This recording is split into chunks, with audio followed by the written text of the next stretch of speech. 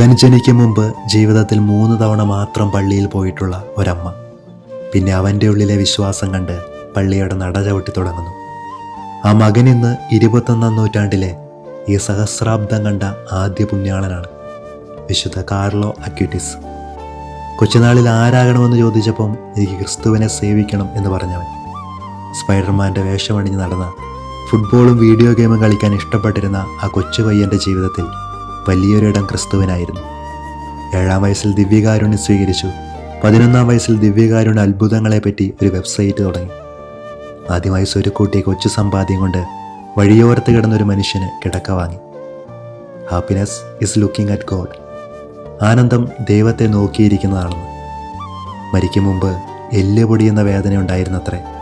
എന്നിട്ടും പറഞ്ഞു, മിഴിപൂട്ടാൻ സന്തോഷമേ ഉള്ളൂ. കാരണം ദൈവത്തിന് ഇഷ്ടമില്ലാത്തൊരു നിമിഷം പോലും ജീവിതത്തിലുണ്ടായിട്ടില്ല.